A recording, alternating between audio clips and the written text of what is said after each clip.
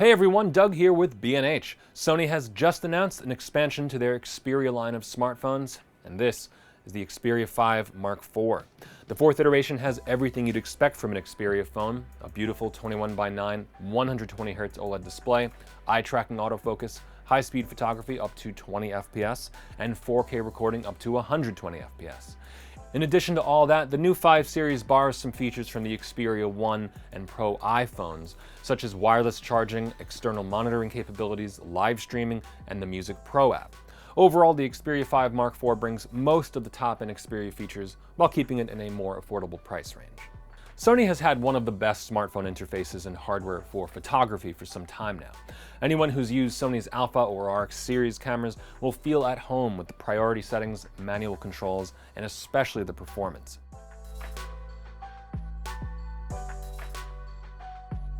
The Xperia 5 Mark IV uses the same phase detect AF found in the Xperia Pro I and RX series point-and-shoot cameras.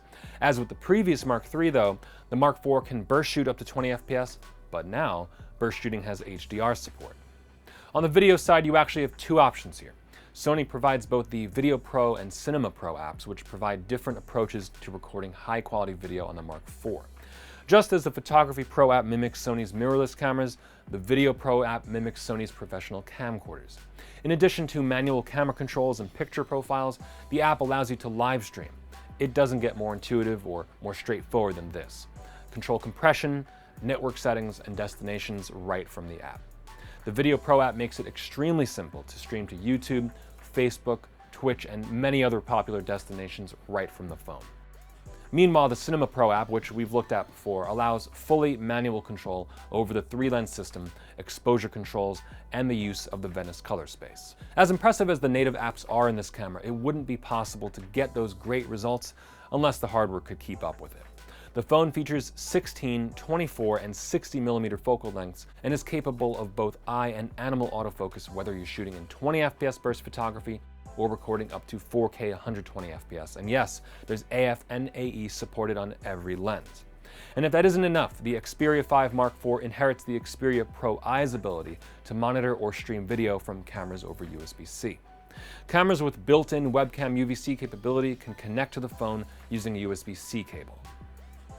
For years, smartphones have had tons of advancements in photography and videography, but they lacked comparable upgrades for musicians and audio enthusiasts.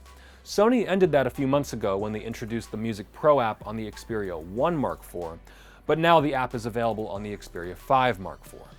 The Music Pro app can use the phone's built-in microphones or external microphones for recording live audio, and features presets for vocals, guitars, or vocals with background music.